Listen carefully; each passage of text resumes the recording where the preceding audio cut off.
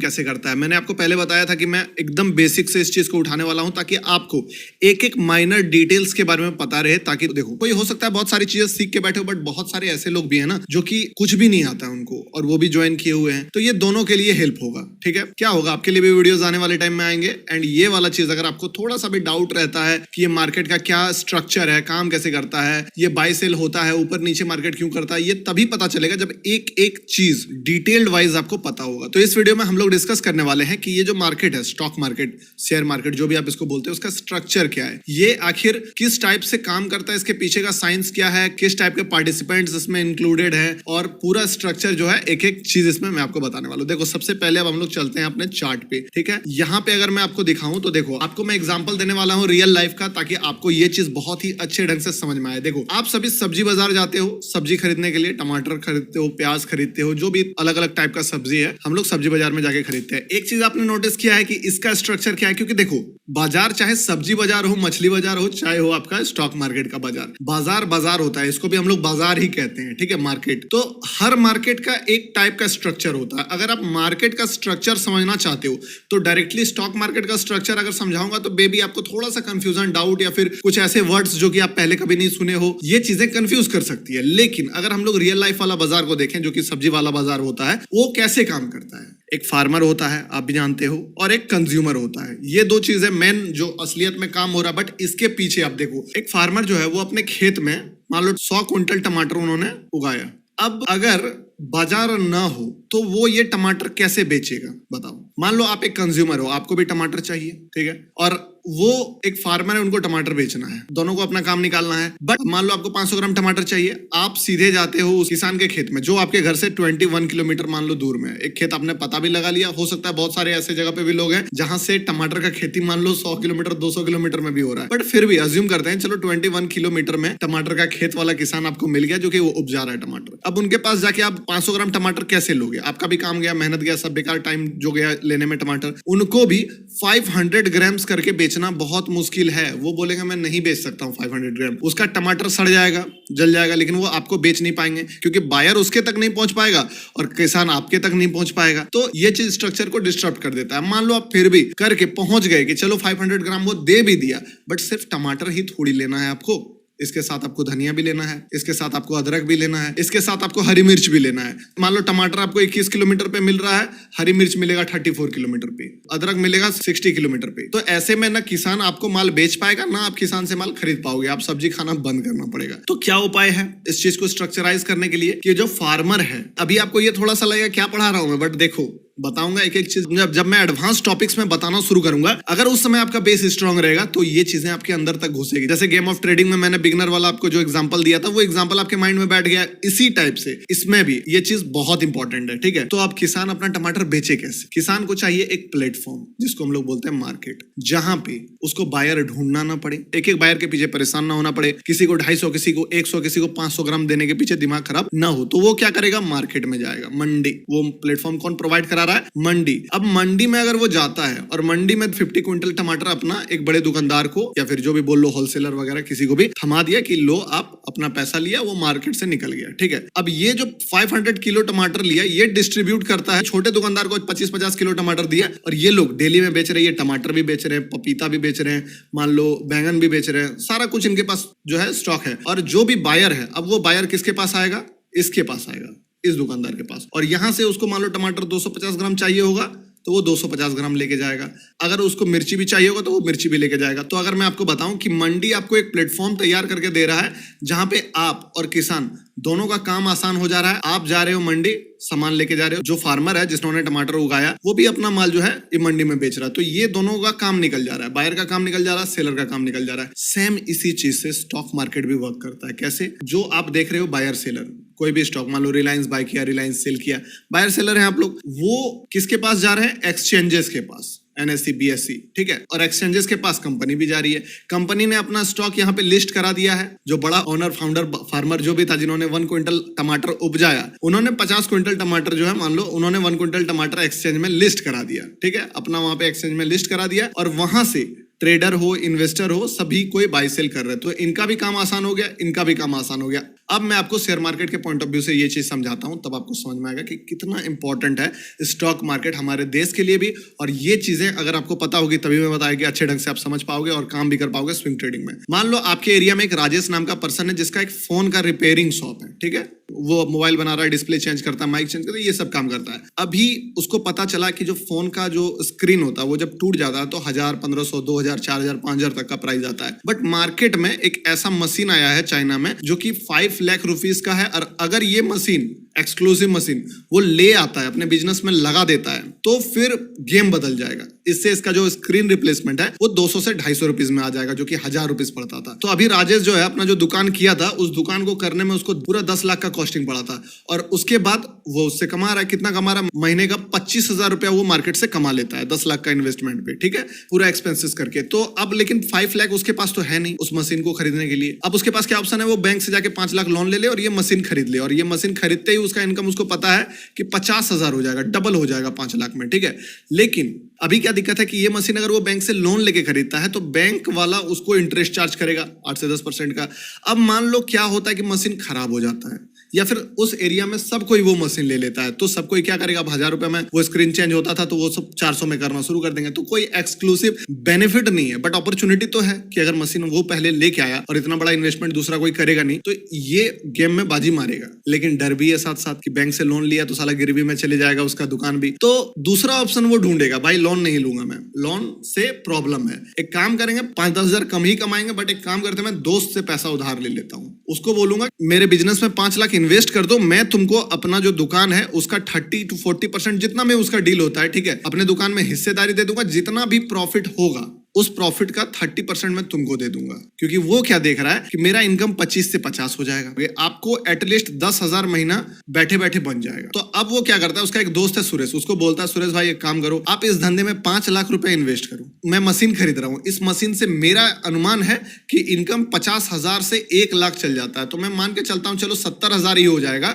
तो आपको बैठे बैठे हर महीना 15,000 के आसपास का इनकम बन जाएगा ये 5 लाख का इन्वेस्ट करके। साथ ही आप मेरे दुकान में 20% का मालिक हो गए एक तरह से, जो भी स्टाफ का खर्चा ये सब करके 20% प्रॉफिट भी। और जब भी दुकान मान लो किसी को सेल करना हुआ, जो भी 20% आपका बनता है, 10 लाख में अगर दुकान सेल हुआ तो आपको 2 लाख रुपए मिलेगा। अगर इस दुकान का वैल्यू मान लो 30 लाख हो जाता है ग्रो कर करके, तो आपको 6 लाख रुपए मिलेगा, और बैठे बैठे आपका जो हर महीना इनकम भी हो जा रहा है। तो वो बंदा सोचेगा कि हाँ बात तो यार सही बोल रहा है, तो फिर भी वो मान लो थोड़ा नेगोशिएट करे, नहीं 20 नहीं, मुझे आपको 30% देना होगा, चलो ठीक है 30% दे देते हैं, रेडी हो गया ये बंदा। अब इस बंदा का फायदा देखो राजेश का, अभी अगर ये बैंक से लोन लेता, ठीक है, ये डबल कमा लेता, बट अभी इसका इनकम देखो कि ऐसे दुकान का ओवरऑल इनकम बढ़ के कितना हो जाएगा? 25 से 70। अब क्या हो रहा है ना कि 70 में 30% वो ले जाएगा सुरेश। कितना होता है 70 में 30%? 21,000। ओवरऑल मानते हैं 20,000, बट फिर भी 50,000 रुपीज इसका इनकम हो जाएगा बढ़ के डबल। इसको 1 रुपीस लगाना नहीं पड़ा, 1 रुपीस का रिस्क नहीं लेना पड़ा, और इसका इनकम भी हो गया डबल, 25 से 50। और अगर बाय चांस मशीन काम नहीं करता तो इसका रिस्क कितना कम है, पैकेट से तो कुछ खास जाएगा नहीं इसका। ये बेनिफिट इसको दिख रहा है। प्लस मान लो दुकान का वैल्यू 10 लाख है, 5 लाख का मशीन लगा है, दुकान का वैल्यू सीधे 15 लाख हो जाएगा, और धीरे धीरे एडजस्ट करके 15 से 20 लाख भी हो जाएगा। तो ये देख रहा है चलो यार फिर भी मान लो इसको 30% दे देते हैं, तो मैं दुकान का जितना मालिक था उतना तो मालिक मैं अभी भी हूँ, इससे बड़ा ही मालिक बन जाऊंगा। ये बेनिफिट इसको दिख रहा है राजेश को। सुरेश को भी क्या दिख रहा है कि बैठे बैठे ऐसे ही 20,000 रुपया महीना मिल रहा है, दुकान का वैल्यू 15 लाख है, यानी कि 30% अगर मैं देख लूं 4.5 लाख का, तो मुझे इसका मतलब क्या कहते हैं उसको, एसेट ही मिल रहा है दुकान में।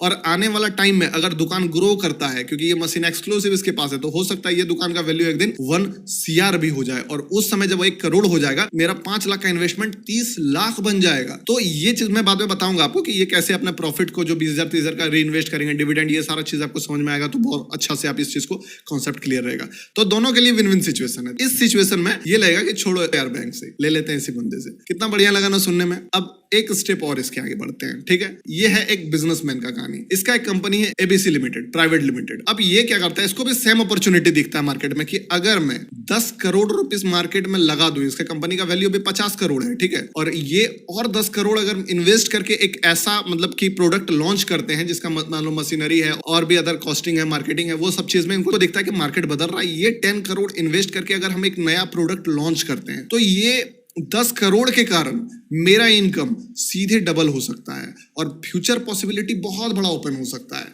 अब इसको भी 2 ही ऑप्शन है। पहला क्या कि बैंक से जाए और लोन ले ले, लेकिन वही मॉर्गेज वगैरह सारा कुछ लेना होगा, इंटरेस्ट देना होगा, रिस्क जैसे मैंने बताया कि राजेश का था। अब दूसरा ऑप्शन क्या है? फ्रेंड वाला। अब आप बताओ कि 10 करोड़ का इन्वेस्टमेंट इजीली उसको मिल सकता है क्या? अगर कनेक्शन बहुत अच्छा है तो मिल सकता है, लेकिन इसके लिए उसको क्या होगा, 100 से 150 मिलियनर से उसका कनेक्शन होना चाहिए उस बंदे का, जो बिजनेस ओनर है, तभी वो एक बार में 10 करोड़ का इन्वेस्टमेंट एक आदमी से ले सकता है। तो अब वो क्या करता है, अपने 10-12 फ्रेंड्स को कॉल करता है कि भाई एक काम करो, आपको मैं बहुत बड़ा ताबड़तोड़ अपॉर्चुनिटी बता रहा हूं मार्केट में, 10 करोड़ रुपीस इन्वेस्ट करना है, इनकम भी मंथली बहुत बड़ा हो जाएगा, और अगर ये धंधा काम कर गया, ये वाला स्ट्रेटजी काम कर गया, ये बिजनेस आइडिया चल गया, तो 2 से 3 साल में आपका ये 10 करोड़ एटलीस्ट 50 करोड़ तो बन ही जाएगा। सामने वाला पर्सन सीधे बोलता है, देखो भाई मुझे तुम्हारे बिजनेस में कोई इंटरेस्ट नहीं है, नहीं लगाऊंगा मैं पैसे। वो निराश होकर दूसरे दोस्त के पास जाता है। दूसरा दोस्त बोलता है कि भाई तेरा बिजनेस आइडिया तो बहुत अच्छा है, बट 10 करोड़ मेरे पास है नहीं, है भी तो मैं तेरे कंपनी में 10 करोड़ नहीं लगाना चाहता हूं, मैं चाहता हूं तुम्हारी कंपनी में मैं ज्यादा से ज्यादा 1 करोड़ लगा सकता हूं। एबीसी वाले को कितना चाहिए? 10 करोड़ का चाहिए। देखो शार्क टैंक देख के आप बहुत कुछ सीख गए होंगे, ठीक है। अभी मैं आपको हल्का सा कंफ्यूजन हो सकता है कि आपके कन्वेंशनल वे में थोड़ा माइंड आपका काम नहीं करे, बट मैं आपको पूरा प्रोसेस समझाना चाहता हूं कि ये काम कैसे करता है। आप अपना दिमाग अभी मत लगाओ कि हाँ इक्विटी है 5%, 10%, seed funding, round 1, round 2, round 3, venture capital, ये सब अभी मत सोचो। अभी जो मैं आपको एकदम ठेठ तरीके से सिखा रहा हूं उस चीज को समझो, ठीक है। हम लोग को यही चीज समझना है, उसके बाद वो सारी चीजें जो है वो एडवांस है, वो काम आ ही जाएंगे आपकी, आप ऑलरेडी देखते भी होगे, समझ जाओगे वो चीज, लेकिन बेसिक कॉन्सेप्ट पता होना जरूरी है। देखो ये बोला मैं 1 करोड़ रुपीस लगा सकता हूँ, अब 1 करोड़ रुपीस तो इसको चाहिए, 9 करोड़ इस बार वो कहां से लेके आए? वो बोले नहीं नहीं नहीं ऐसा नहीं होगा। दूसरा बंदा बोला मैं 5 करोड़ लगा सकता हूँ, बट इसको चाहिए 10 करोड़। तीसरा बंदा बोला भाई मुझे एकदम आपके कंपनी में बहुत ज्यादा इंटरेस्ट है, बट क्या ऐसा पॉसिबल है कि मैं आपके कंपनी में 10 लाख लगाऊं? क्योंकि मुझे लगाना ही लगाना है आपके कंपनी में, बट 10 ही लाख लगा सकता हूं मैं। अब इस चक्कर में ये परेशान कि यार 10 लाख कैसे लूं, मुझे तो 10 करोड़ का नीड है। अब जो 10 करोड़ वाला बंदा है, जो 10 करोड़ लगाना, उसको कंपनी ही पसंद नहीं आ रहा है, और जिसको कंपनी बहुत ज्यादा पसंद आ रहा है वो उसके पास 10 ही लाख है, 5 करोड़ है। अब इस टाइप से बहुत सारे कुछ बंदे मिले जो बोल रहे कि मैं ऐसा कोई तरीका है कि 1 लाख लगाऊं,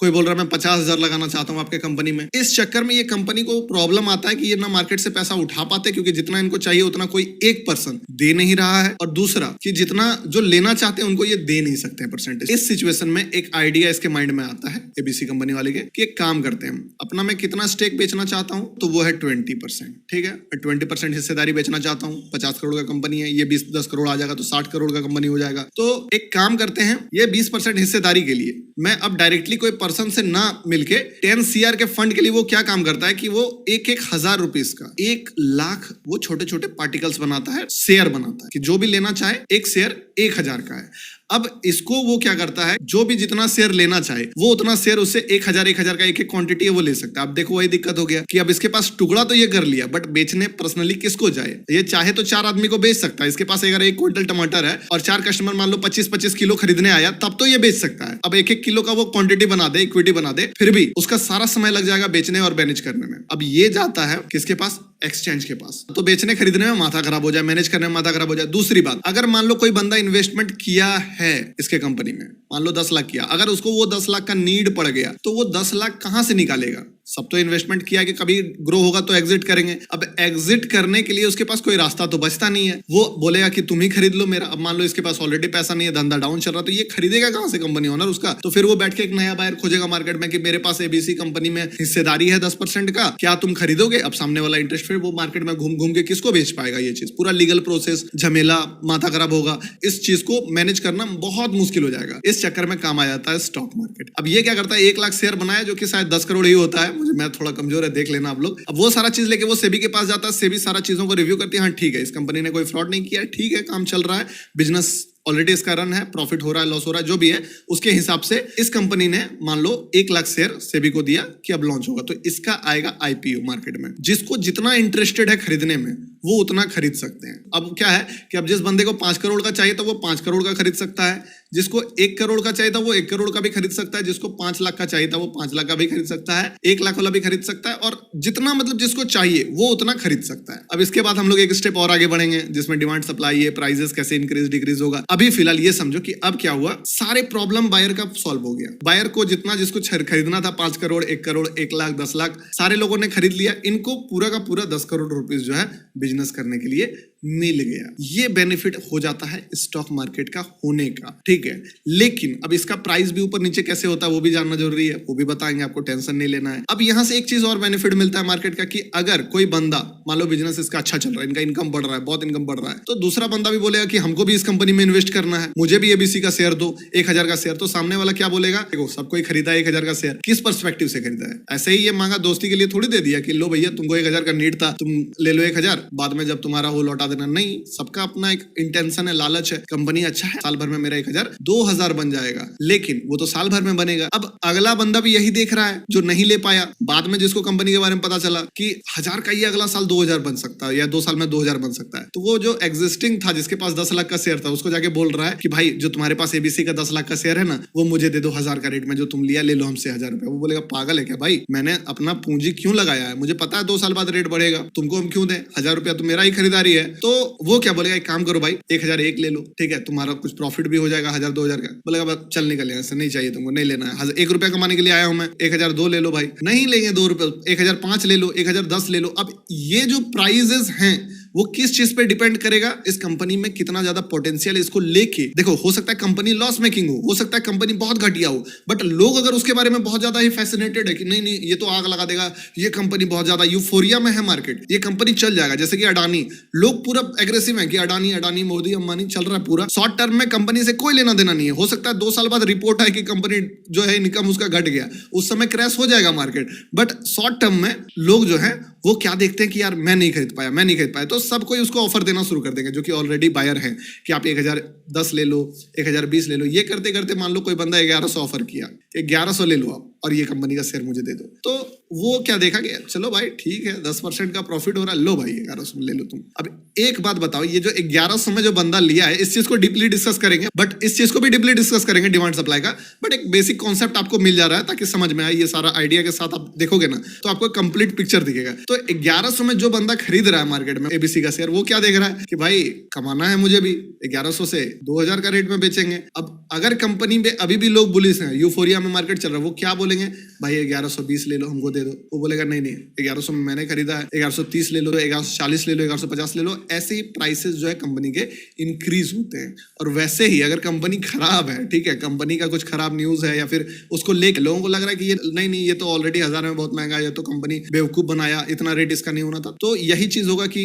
1100 से घटने लगेगा। वो मैं बताऊंगा अभी बायर सेलर का जो साइकोलॉजी है कि जब 1100 में बाय करके वो 1050 आएगा तो किस टाइप से वो पैनिक करेगा। हर कुछ हम लोग आने वाले वीडियोस में डिस्कस करेंगे, बट अभी जो बेसिक चीज मैंने इस वीडियो से आपको बताया कि ये मार्केट काम कैसे करता है। शेयर बाजार यानी कि हर कुछ यहाँ पे बाजार है। बाजार के पर्सपेक्टिव से देखो, सब्जी बाजार, मछली बाजार, कपड़ा बाजार, चोर बाजार, एज इट इज शेयर बाजार, ठीक है। आप कभी भी मार्केट में कोई भी बाजार, चाहे चोर बाजार ही देखो, उसके पॉइंट ऑफ व्यू से भी देखो कि यार कैसे वो मार्केट काम कर रहा है, और उस कॉन्सेप्ट को मार्केट में लगाओ, स्टॉक मार्केट में लगाओ, आपको समझ में आएगा कि कुछ कुछ सिमिलरिटीज है। वो चीज को आप जब देखना सीख जाओगे ना, तो आप कस्टमर के साइकोलॉजी को समझोगे, सेलर के साइकोलॉजी को समझोगे, कब लोग फियर करते हैं, पैनिक करते हैं, वो सारा कुछ समझोगे। और नहीं समझोगे टेंशन नहीं है, मैं समझाऊंगा बैठ के आपको डीपली, एक एक करके, एक एक स्टेप, एक एक लेवल हम लोग और डीप जाएंगे। और जहां तक जाना है, कैसे स्टॉक ढूंढना है, कहां एंटर करना है, stop loss system, trade like a business वाला जो पूरा का पूरा आपके लिए प्लान है, वो प्लान मैं आपको बना के देने वाला हूं। लेकिन टाइम लगेगा, थोड़ा सा टाइम लग रहा है वीडियो में, आप लोग इस चीज को मैनेज कर लो। बट हाँ, जब आएगा वीडियो धमाकेदार आएगा, बहुत ही वैल्यूएबल कंटेंट मिलेगा आपको। तब तक के लिए इस वीडियो को देखिए, कोई डाउट रह जाए, कुछ भी हो तो आप मैसेज में मुझसे चैट में पूछ सकते हो। मिलते हैं नेक्स्ट वीडियो में।